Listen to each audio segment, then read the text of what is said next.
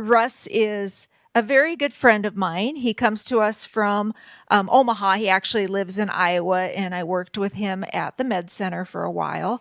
Again, as Judy mentioned, I'm Russ Bazalko. I have a background in aviation, also about 13 years in healthcare education. I'm not a pharmacist. I'm not a pharmacy tech. But I'm talking to you today about communications, which is something that traverses basically every industry. And what we talk about here today, I don't care if you make widgets, I don't care if you work in a pharmacy or if you work in an operating room. It's a lot of the same skills, all right? So that's what we're going to talk about. You're going to give me the real world examples whenever you can. And if I'm rambling on and you want to say something, just raise your hand, get my attention, throw something at me, and give me a pharmacy example of what we're talking about, okay? That helps keep it really relatable and takes it back to what you know and how you work.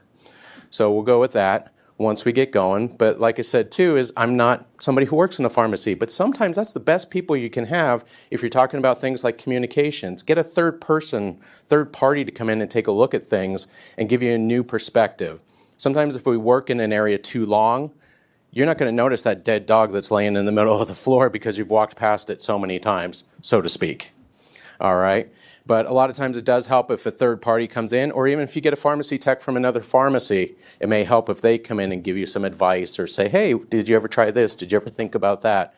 And again, we'll tie all that back into communications today. The objectives for today, we're going to describe how communications affects pharmacy teams and processes. Again, I kind of hit on that a little bit. We can always improve communications. Communications, and what we're going to talk about today, is not rocket science. You guys doing sterile compounding and things like that, that's rocket science to me. So, but this is not. We're going to talk about things that you do on a daily basis that we could all do better, because of the fact when we start looking at mishaps and things have gone wrong, again, I don't care, widgets, pharmacy, OR, communications is almost always a causal factor or maybe even the root cause for that issue that happened, okay? So that's why this is so important, and we want to make sure you have a great team you're working with. You minimize the errors and the issues that you're having. We're going to talk about communications challenges, and you're going to give me some examples, hopefully. And we're going to identify some tools that are based on team steps, which I'll explain a little bit more later. But we'll give you some tools. I'm going to go through them very quickly, which is a bad communication style. But I want to give you as much information as we can. You can refer back to the slides. And what I'm talking about is available for free online. I'm not selling it to you, which is even better. If you're like me, I like free. So you can look it up even more or even drop me an email later on, and I'll be glad to help you. So here's the communications exercise and why we're going to have our 2 volunteers involved here in just a minute. But I'm going to throw it to you for a quick survey. Do you want option 1, a meeting of 2 wonderful people doing wonderful things, or option 2, a death match with expected negative outcomes?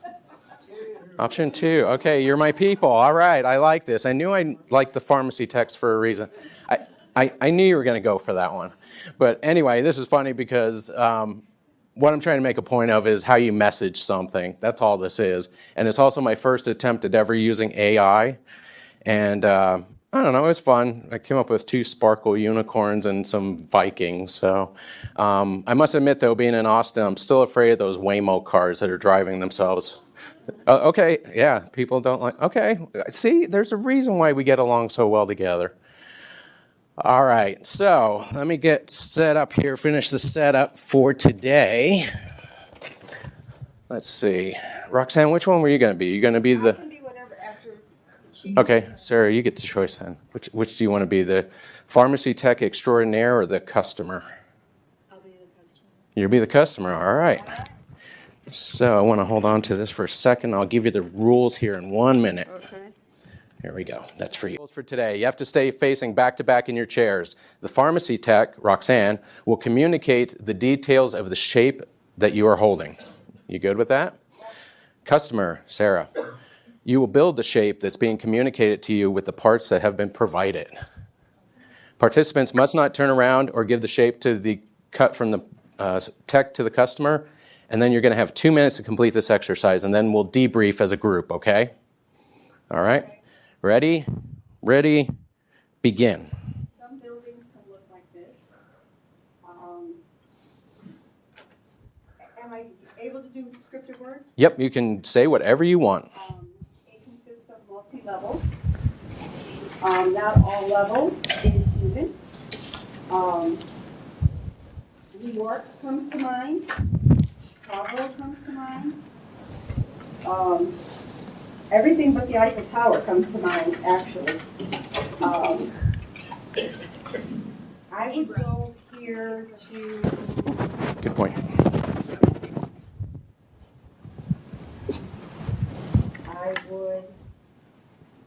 I would be afraid to jump off the top of this. Thank you.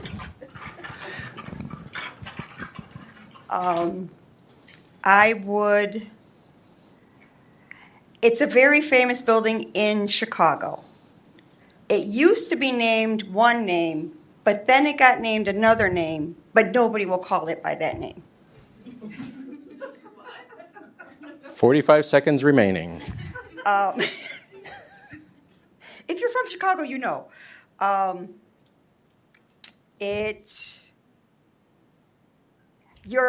measure of a city is determined by how tall these can be. The more famous your city, the more iconic the structure. It's almost never round. It always has lots of windows. 10 seconds. You can see forever from the top of one of these, you feel like on a really clear day. 3, 2, 1. Exercise complete. All right, let's give them a round of applause. Thank you. See where you go? Yep, go ahead and turn around and take a look. It's not bad. It's pretty. Look at there's a shade. Yeah? Yeah, Okay. I like it. So, if you want to put those right down there, we'll let everybody see. I would not throw my thing at you now. All right. It's big. Oops, here you go. I got a little gift for you. Usually I bring swag with me, but since I'm no longer in the hospital, little gift cards for you for participating today. There we go. It's a building. All right, so starting with our participants, Sarah and Roxanne, what do you think went well with that exercise? What did you like about it, or how do you think it went? What went well for you? I thought it went well. Okay. And why is that? Honestly, because I could hear her behind me actually working towards building Okay. whatever it was I was trying to determine. So Okay. it gave me more impetus to try to be more creative in what I was saying. Okay, and it is one of the most creative ways I've ever seen somebody do this exercise, so good on you for that. And I did create an artificial barrier for you. I made you face apart. You couldn't see each other. You couldn't just show her, and you didn't have a common frame of reference. So, how about something you felt could have went better?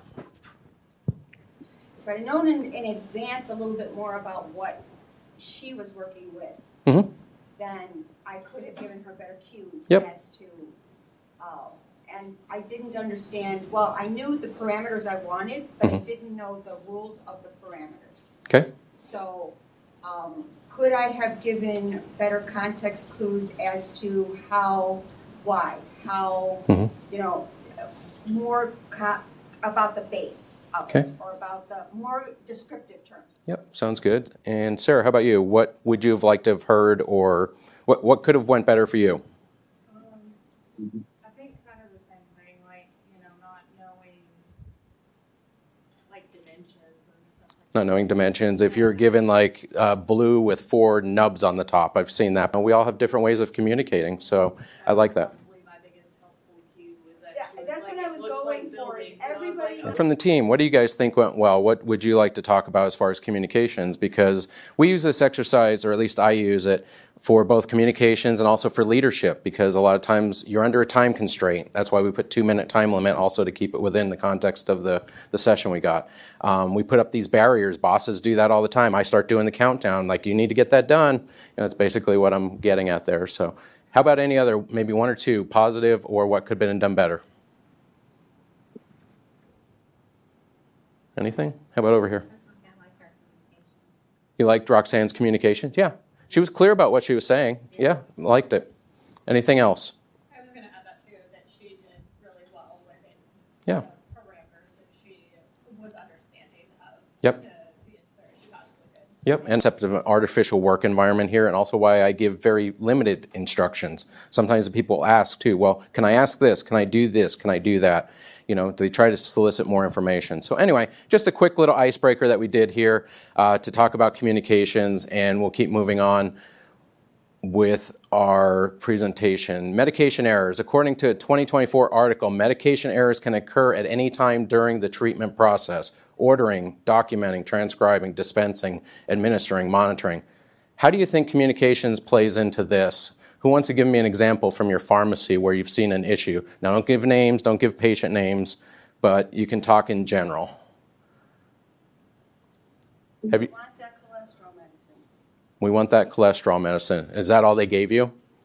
Is that It's what? the one that's on my profile. Okay. But you have 5 on your profile. Well, you know, it's the one that I didn't like. Okay, so not very exacting information, because I know in your world you want to know the exact name, you want to know the dosage. Did You you know. get it 6 months ago, or did you get it 5 months ago? I don't know. It was a bluish color. Yep. Which doctor, which physician prescribed it? Oh, I don't know. It's whatever doctor. So yeah, I have so many of them. you get incomplete information into you, but yet you're still expected to give a flawless performance back. How about another example? How about on the ordering side, maybe prescribing?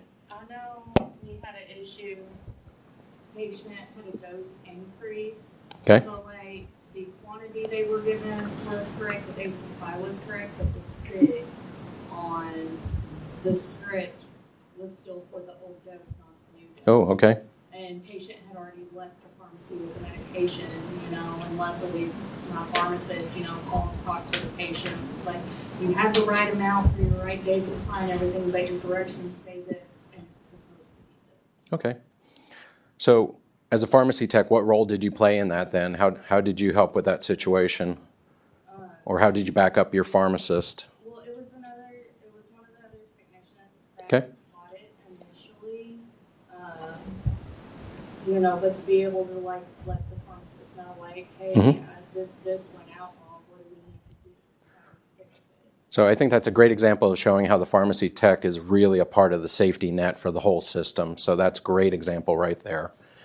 Moving on, healthcare in general is a high-risk, high-reliability organization, and we need to make sure our communications are as flawless as possible because we don't want adverse effects to hit the patient.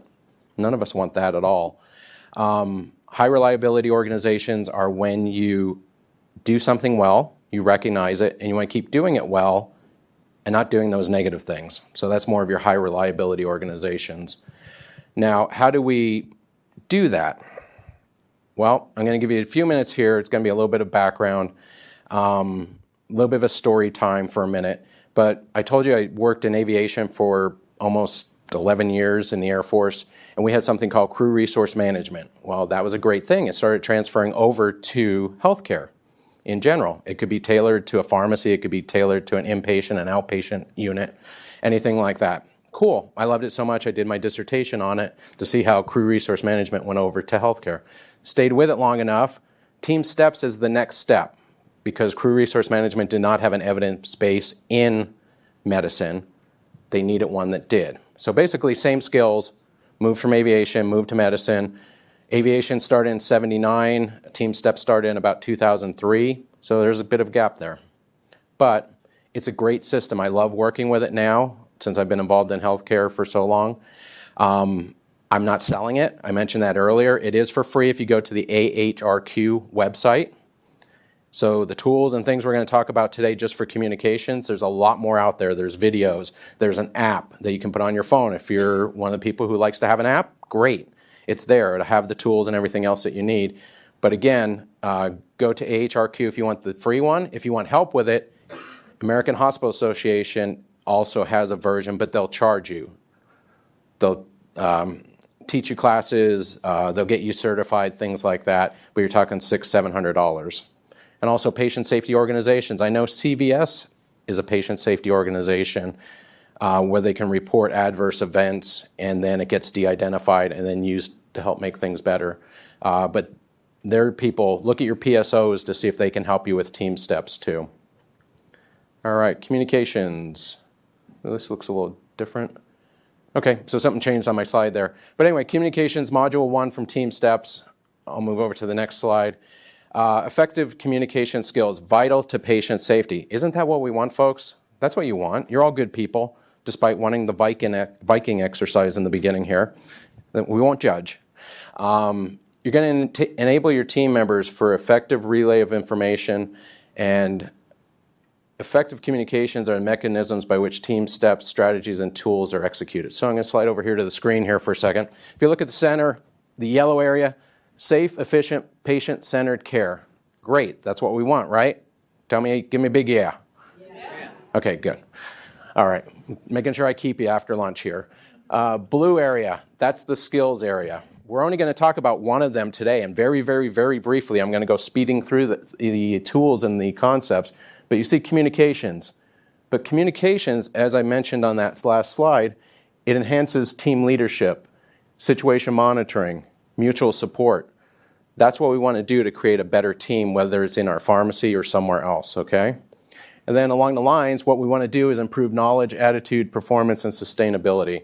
Again, skills like this, like I said in the beginning, aren't rocket science, and you know how to communicate, but could we always do it better?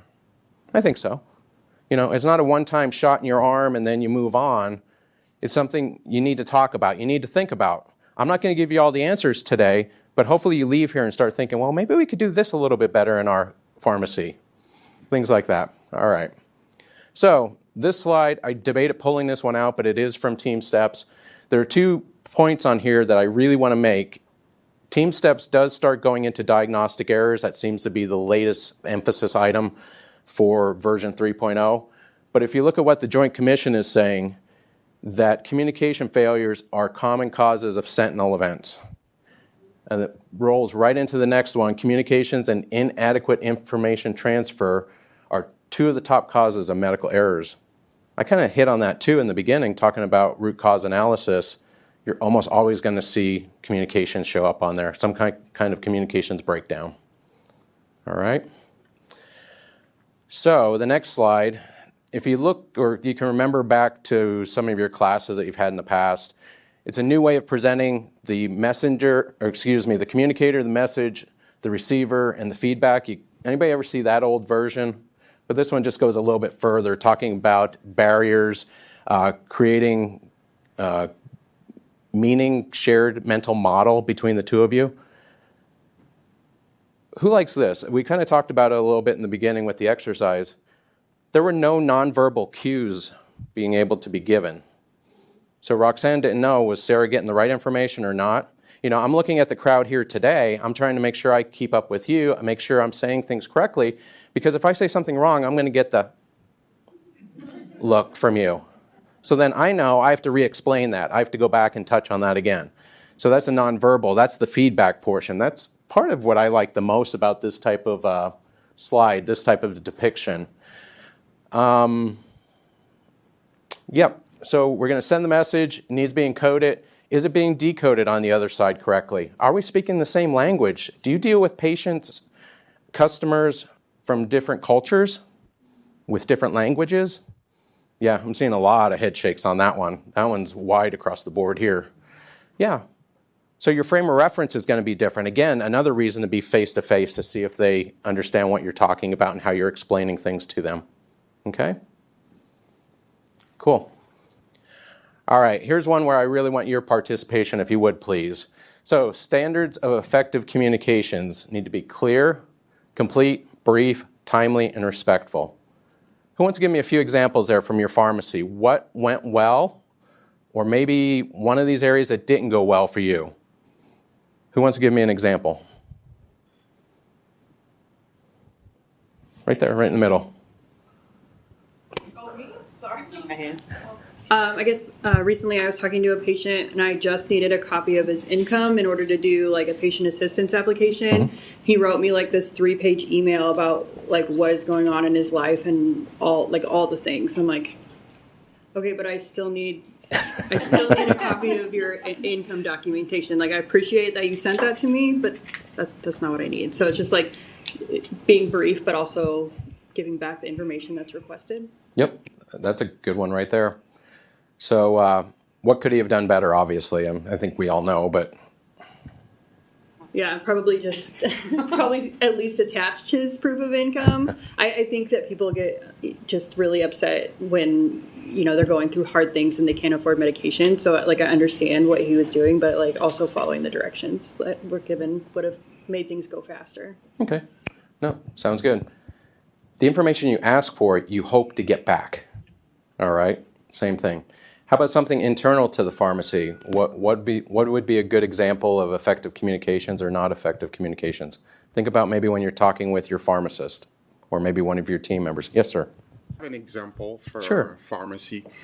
I get an order for total parental nutrition to be compounded, and within the time that order comes down to the pharmacy and that bag being compounded, patient lab comes in and there's a change. Okay. Patient labs comes in, there's a new order, Okay. and we're supposedly to be called directly in a compound room Okay. to let us know, hey, there was a change. But sometimes that phone call will go through central pharmacy, and Okay. by the time it gets to the compounder, that bag has been already made. It left the pharmacy already. So that's Okay. a constant issue. Yep. So which do you think were the breakdowns there, or how many did you rack up with that one?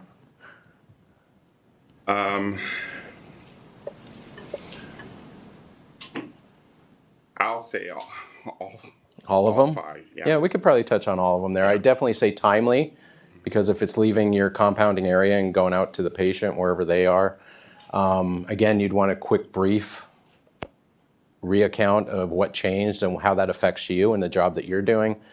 Make sure things are clear and complete and respectful. Yeah. But yeah, I would say definitely timely is probably the number one. How about one more example before we move on as far as effective communications? A clinic nurse called me right at the end of the day, said that they weren't sure what was going on with the patient. The patient was at a facility. The facility was supposed to be providing medication, but all of a sudden the facility is calling and asking us for a prescription, so he is not entirely sure what needs to be done. Fortunately, it was the benefit of my pharmacists, even though they had been given different information by two separate people at the facility. Their notes were actually able to help me kind of paint a picture and move on to where to go next to get the answer that the clinic was seeking. Okay. So what could have been done better there, do you think? The facility needed to get it together. Okay. The facility needed to get it together. Yeah, ultimately I ended up calling the pharmacy that dispensed the medication to find out, was it actually dispensed? Do we need to actually fulfill an order, or where do we need to step in, if at all? So for this, it was on the facility truly, but it was the communication within the patient notes from the two pharmacists on my side that really helped me kind of navigate where to move next. Yep. So it sounds like clear and complete would be more of the area that you were dealing with on that day. So, yep. Great examples, folks. So thank you for those. Looking at communications, if you want to talk about barriers that are out there, if anybody can give an example, you want to raise your hand. But language barriers, distractions never happen at work, do they? What? No, they also happen at home too. Physical proximity, partly why I had our volunteers facing a part here. You know, I go to commercial pharmacy, and I think it's set up to be a positive thing, but it can also be a negative thing where the pharmacist is up high and they're kind of looking down, but there's 10 billion bottles across, kind of blocking the view. I mean, to me, just looking at that from the outside, I'm like, is that good or bad? I'm not really sure. Workload, differing backgrounds, and that's where the big part really starts to come in. When we start to differentiate between behind the counter and over the counter or across the counter, all of you behind the counter kind of have at least a common frame of reference, you know, medical terms, drug names, companies, things like that. When you're dealing with the customer, it's something different. For me, not being a pharmacist or a pharmacy tech, talking to me should be different than when you talk to your coworkers. That's probably the biggest foot stomper I have for today with this communications module. The way you talk to a customer or a patient is going to be different than the way you talk to your coworkers. So you have to change your message, change your elevator speech, whatever you want to call it. Communication styles, conflict, that never happens either, does it? Whenever I talk about the larger all-inclusive Team Steps program, which is either a half-a-day course or maybe a 2-day course if you're going to the Master Trainer version, conflict is one thing that keeps coming up more and more. People will ask me, like, how do you deal with conflict? There are tools in Team Steps. We could have an entire hour or even an entire semester on conflict resolution. So we won't talk to it too much today, but think about it. Look into it a little bit more. Some of us deal with conflict better than others. You know, sometimes I tend to raise my voice if somebody gets in my face. Probably not the best option, even though I'm supposed to be teaching this. But again, it's self-reflection. I know what my limitations are, so don't come at me, because I'll come back.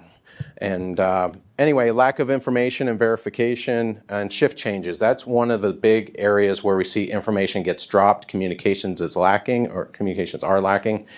Shift change. You may shift change to somebody you see, oncoming crew. Great. You may shift change with somebody if you shut down your pharmacy for the night and reopen in the morning. That's a shift change. Are you giving them all the information they need to effectively complete their job the next day? How about any examples here? Does anybody want to give me one or two? Oh, yes, ma'am. I had a patient that was having a coordination of benefit issue between 3 plans. And even though she spoke pretty decent English, she is from another country. And so there was just kind of like a medical verbiage barrier. And so I actually had her come in and helped her to call all of these insurances to straighten it out. Just because trying to communicate that with her to call wasn't working out very well. So which area do you think applies here? Well, I know even though it was clear communication, it was still, and maybe even brief in some ways. It was, I think maybe, gosh, I don't know. I feel like they all could apply in some ways because some of it was down to the patient's level of understanding versus what we understand. Yep, and that's a great point right there, because I often try to help my mom with her medical side because I at least know a little bit. I've worked in that realm. But I can tell you insurance is something she really doesn't understand. So I try to get in there and help her because at least I have a little more common frame of reference with the system. So yeah, you're right on that. You're going to have patients who know nothing about insurance, even what kind of insurance they have, what it covers, what it doesn't cover. So things like that. Let's see if anybody in Zoom land has anything to add out there. Anybody? I'm not going to force you guys because actually I can't see most of you. Nope. Any other examples from within the class here? Oh, yes, ma'am, all the way in the back. Retail. Retail, okay. Sign language. Sign language, there we go. There's a good one. I grab pencil paper or pen and paper. Okay. Because I don't do sign language, and it's probably the quickest way to communicate. And I've learned a few signs by doing this, and then I teach coworkers that this is what you do if they start signing. We have couples come in or just send a paper on. Yep. And there's even a Costco worker that is deaf, but he wears a button saying, I'm deaf. Okay. Well, I like how you found the solution right away. You went to pen and paper, so it sounds like you've dealt with that before. I like that. One thing we also have to keep in mind, too, when we're talking about a hospital environment is interpreters. I'm teaching a class right now on specialized communications for healthcare. It talks about people from different cultures, physical disabilities, things like that. One thing in a hospital setting is they really will want medically trained interpreters. Now, I know we can't do that in every pharmacy, so your solution, I think, is perfectly fine. But also, one of the things we make sure in that class we talk about is people who are trained as interpreters, whether it's ASL or some other type of language interpreter, we make sure that they're medically qualified too. If you have to, you fall back on a family member or something like that. Paper was a great example because you are getting direct communications there. Kids. Kids are speaking English, and I've seen that too, where they speak for the adult. Oh, okay, gotcha. They might be bilingual, the kids might be bilingual, but the parents aren't. Yep, we see that a lot. Yep, you're right on that. So anyway, just keep that in mind too. There's just a little tidbit of information there, another thing to consider. So we're going to get into the tools. Looks like we're doing pretty good on time. These are the tools taken directly from Team Steps. So with that, you can go out and look at these. I'm going to go through them fairly quickly, but SBAR If you work with nurses, they love that one, so flip that. Oh, I'm getting head nods again. God, I'm hitting everything on the head today. This is great. Call out, check back, teach back, handoff. So we'll talk about each of those individually. SBAR. So who here is familiar with SBAR? Who's seen it, done it? Yeah, so about half, I'd say, at least in the room. And what it is, a situation, background, assessment, recommendation, or request. So, yes, basically what's going on, the background, what you think the problem is, and basically the recommendation. So with that, what do you think is one of the most important parts here? I have my opinion. I'm going to give you my opinion in a minute. But if you had to pick one out of here, what do you think would be something that's important? Yes, ma'am.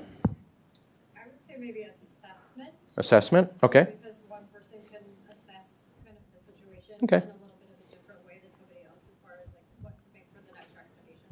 Okay, so assessment leading into recommendations. That's good. I like that one. We did one when I worked at UNMC in the emergency department where we did handoffs between the emergency department and the floors, and we used SBAR with a modification in there. We gave a chance for questions and a read back. So, you kind of got that check back, which we'll talk about here in a minute.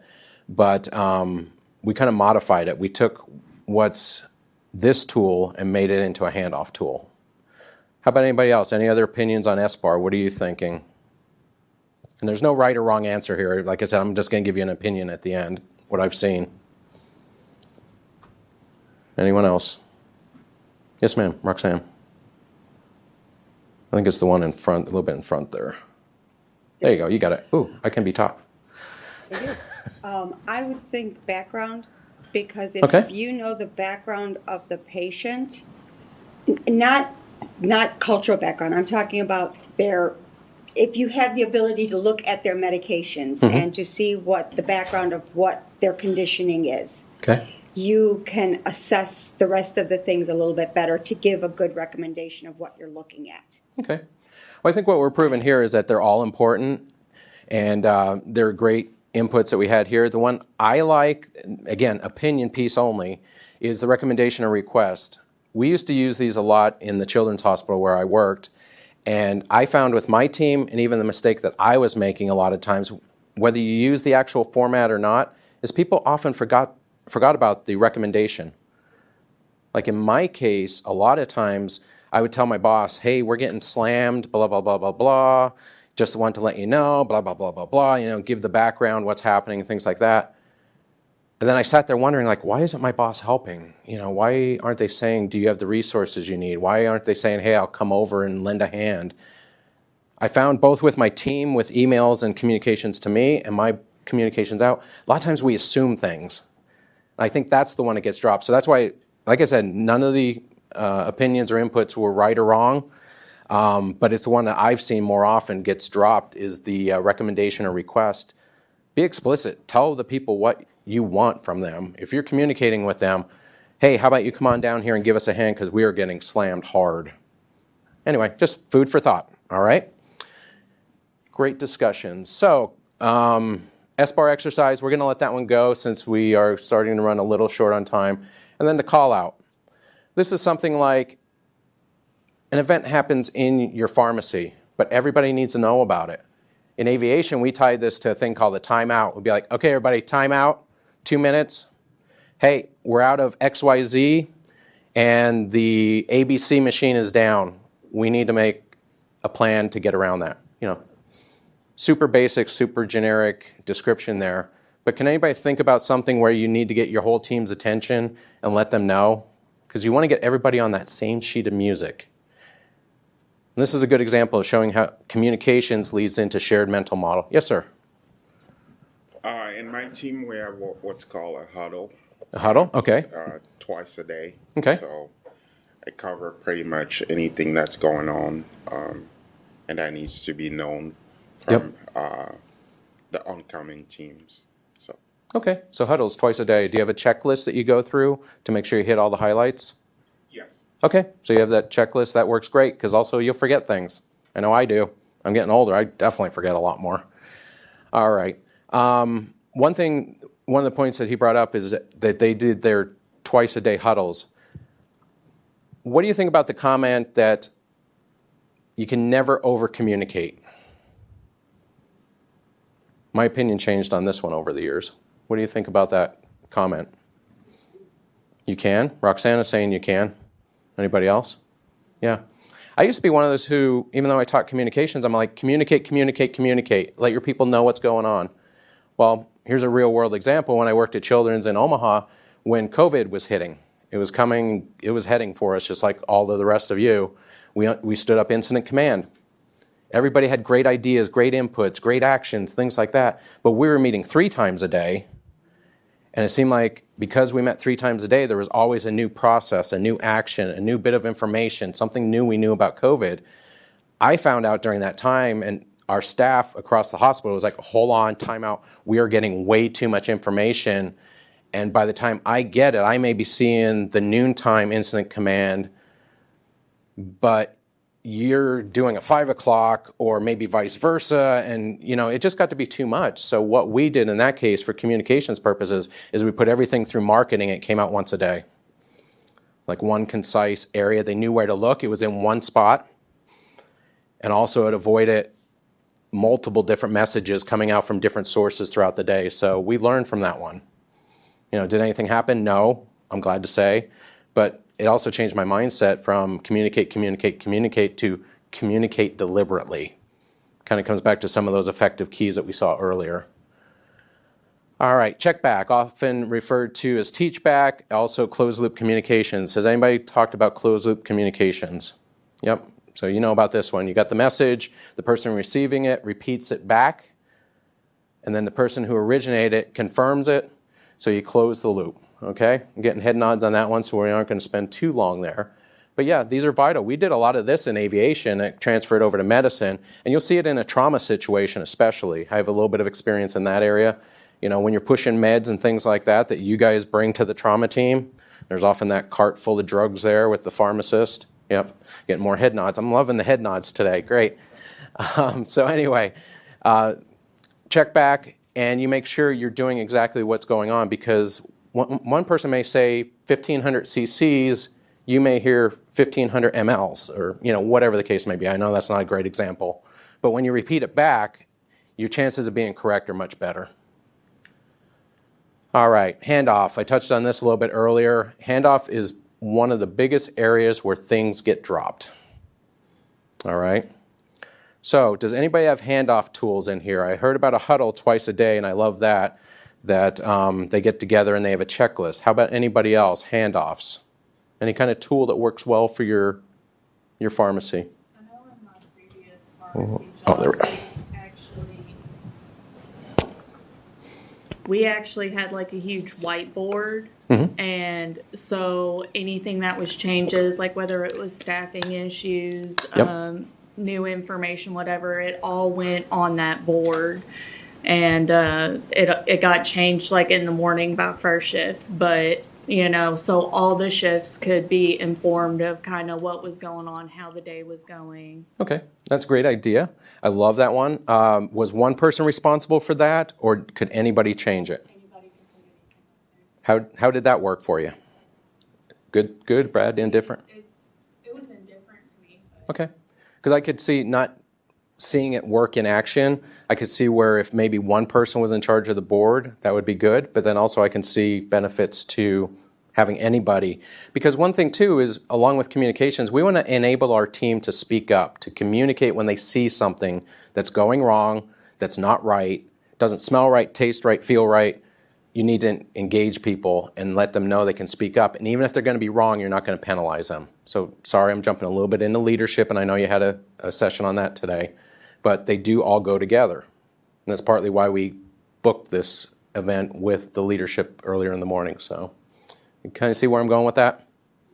All right, more head nods. Love head nods.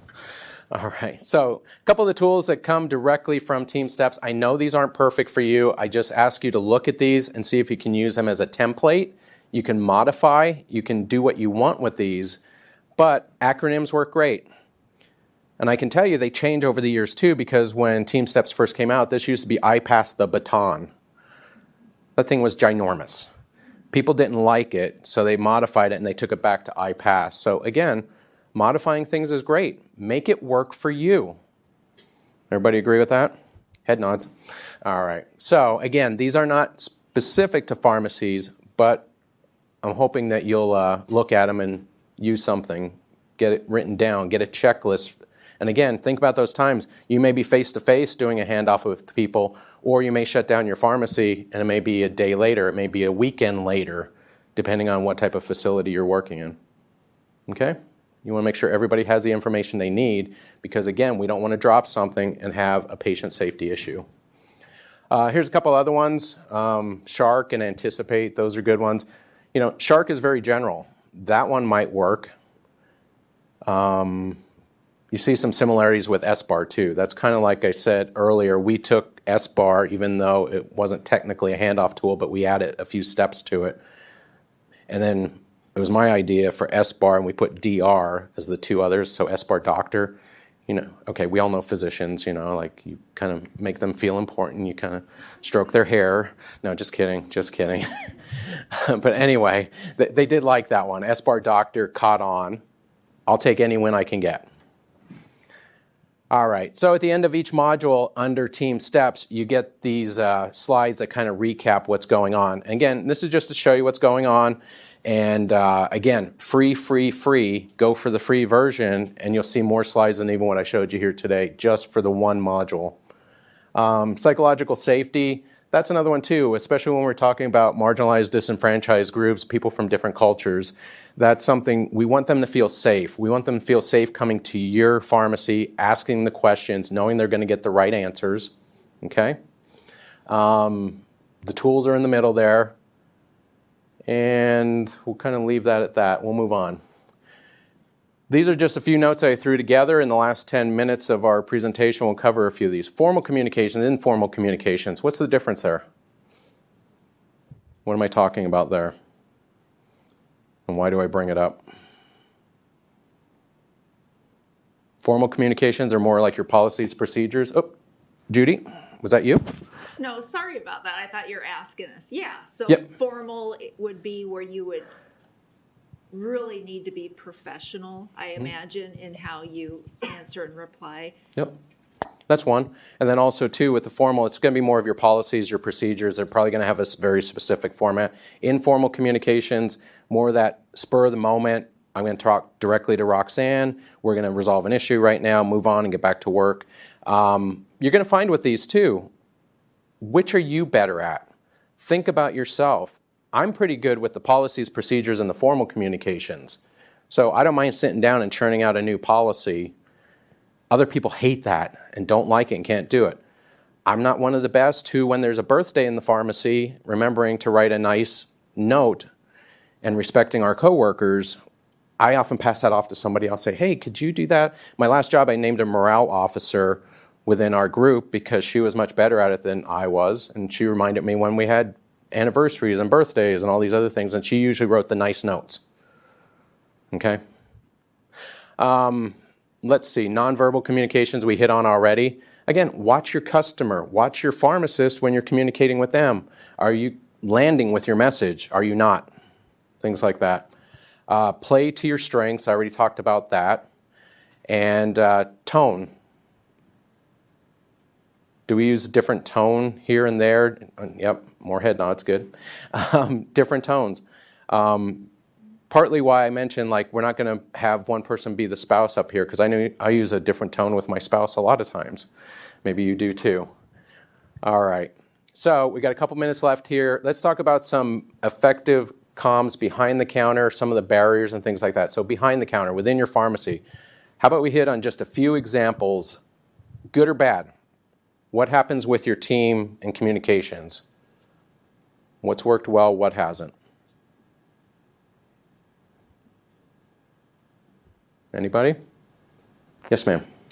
We had a lot of changes roll out in the last year or so, and a lot of the changes came out via email, and there was still like a lot of dissonance with those things. So we start having like optional open forums. So if people wanted to hear it and talk it out instead of just reading it in email, it kind of gives like different ways to intake the same information.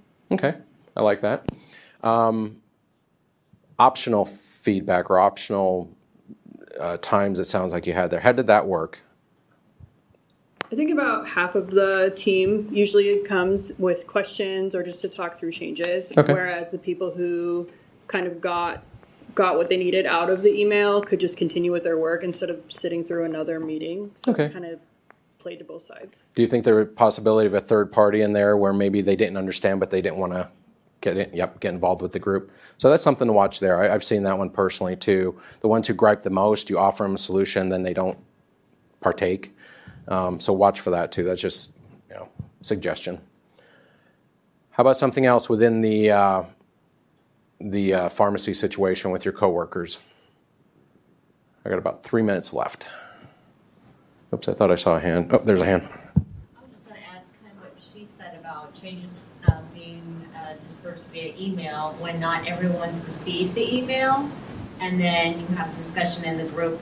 Well, I didn't know that. I didn't get that email, and so that can add to some confusion. Yep. It's not consistent. It's not across the board. Okay, and that's also another great time for the timeouts, the briefs, and the huddles and things like that. If you think there's errors or missing information, it's time to communicate it. Sometimes I used to take hits for communicating too much, saying like XYZ. People are like, oh, we knew that. Okay, fine, you heard it twice then. Sorry, I wasted 5 seconds of your life, but maybe somebody else didn't. So, yeah. All right, let's move on to the next one. How about beyond the counter? How about some examples there, good or bad?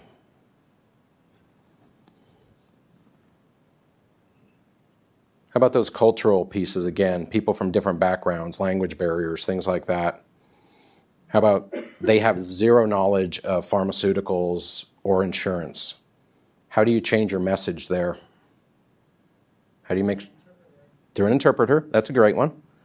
How about common frame of reference? Again, talking differently to a customer than the way you talk to a pharmacist. How about something else? Any other examples going across the counter? If I have to have a patient call an insurance company, Okay. I will ask them to show me their card so I can highlight, this is the number you're going to call. Okay. These are the questions you're going to ask. Yeah. If there's any problems, call me. So Okay. that if you need me to call the insurance company for you, because insurance companies really are slapping down on, if the patient is not on your back line, they won't talk to you about the patient without the patient specifically calling them and saying it's okay to talk to XYZ. Okay. So I'll say, you need to call this number. If they can't give you the answer, you need to give them permission to talk to us. Yep. That's great. And then we can call. Nice. So, for lack of a better term, there's a little bit of hand-holding going on there. You're kind of guiding them in the right direction. Numbers on the back of the card, they may or may not know it's there. So, giving them the guidance that they didn't know that they need it. So that's a great example. A lot of the communications are going to be the same, whether it's widgets, pharmacies, ORs, behind the counter, in front of the counter, but a lot of times those nuances a little bit different as you progress. So, questions, we'll kind of skip these. Homework. It's all about communicating. That's why you're here at this conference today. So please make sure you make friends, increase your network, and get somebody you can call if you need help in the future. But I do this for you, all right? Questions, comments, anything? All right. Thank you for hanging with me. I know it was right after lunch. You've been a great audience. I appreciate it. Thank you.